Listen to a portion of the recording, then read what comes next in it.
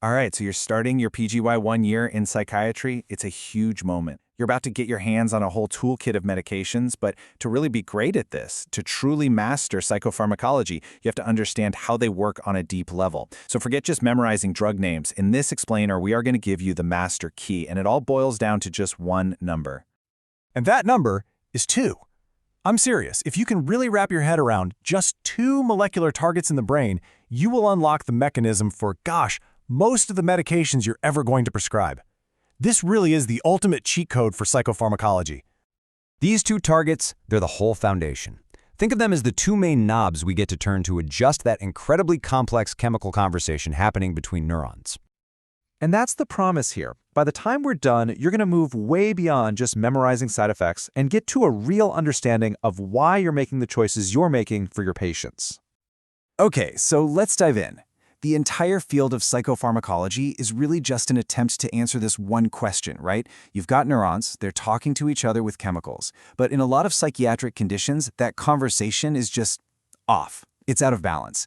Our job, our whole job, is to figure out how to fine-tune it. And the place where all this drama unfolds is the synapse. You've got to picture this tiny, tiny gap. It's the stage. It's where one neuron fires off a chemical, a neurotransmitter, and the next one catches it. Literally everything we do with medications is an attempt to influence what happens right here in this little space. So, let's talk about our first major target. This one is all about controlling the duration of the signal. In other words, how long does the message stick around? And that is controlled by this amazing little piece of machinery we're going to call the recycling pump. Now, the official name is the neurotransporter transporter. I want you to think of it as the synapse's cleanup crew. After a neurotransmitter like serotonin or dopamine does its job and delivers its message, the transporter swoops in, grabs it, and pulls it out of the synapse. Signal over. The big ones you're going to hear about a million times are SERT for serotonin, NAT for norepinephrine, and DET for dopamine. It's actually a super efficient system. So the neurotransmitter gets released, it does its thing, delivers the message, and then, this is the key part for us, the transporter grabs it and recycles it. Its main job is to terminate the signal, to end the conversation, and keep that synapse clean. So to make this really stick, let's use an analogy. The neurotransmitter transporter is basically a synaptic vacuum cleaner. Its entire purpose is to just suck the leftover neurotransmitter molecules out of that space once they're done. Okay, so here is the crucial part. What happens when we prescribe a drug like an SSRI? Well, we're essentially jamming that vacuum cleaner. We're sticking a sock in the hose.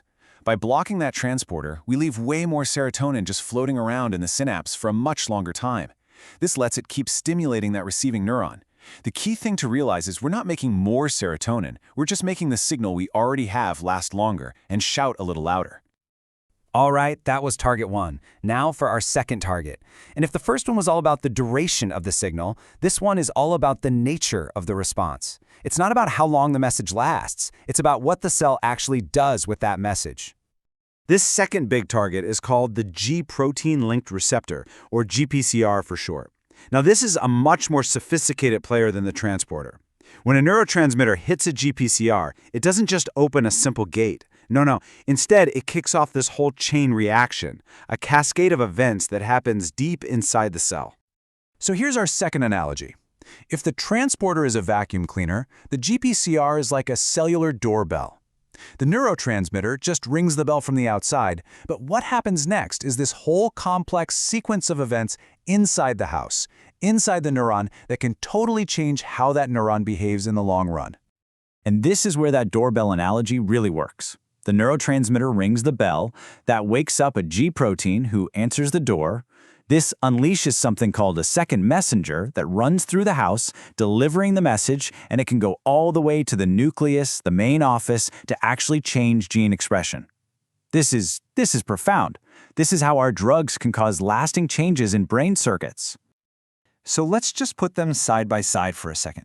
The transporter is the presynaptic vacuum cleaner, and its job is to end the signal. We jam it with drugs to make the signal stronger. The GPCR is the postsynaptic doorbell, and its job is to transform the signal into a complex internal response. We can either ring that doorbell or muffle it to change the very nature of what the cell does next. Okay, so we've got the vacuum cleaner and the doorbell. Why on earth is this so critical for you to know on like day 1 of your residency? Well, it's because of something I call the 2/3 rule. And don't just take my word for it. This comes straight out of Stahl's, which is basically the Bible of our field. Just let that sink in for a moment. Nearly a third of our drugs hit the transporter. Another third hit the GPCR. This isn't just some cute analogy. This is the stone-cold reality of what we do every day. And this chart just says it all, doesn't it? Look at that.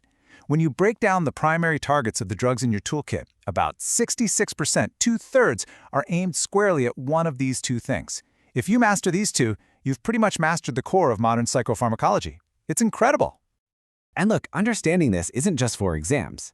This is your practical, clinical foundation. This is what you're going to build your entire career on as a prescriber. From now on, every single time you write a script, you're going to be thinking, okay, which of these two strategies am I using here? Am I jamming the vacuum or ringing the doorbell? So let's just nail this down. If you walk away with anything, remember this: transporters control duration. GPCRs control the response. That's it. Targeting the vacuum cleaner or targeting the doorbell.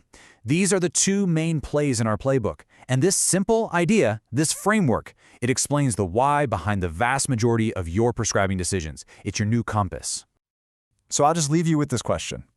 Now that you know the how, now that you have this foundational model for what our medications are actually doing down at the molecular level, is it going to change how you think about the what? The next time you reach for that prescription pad, I have a feeling it will. Good luck out there. You're going to do great.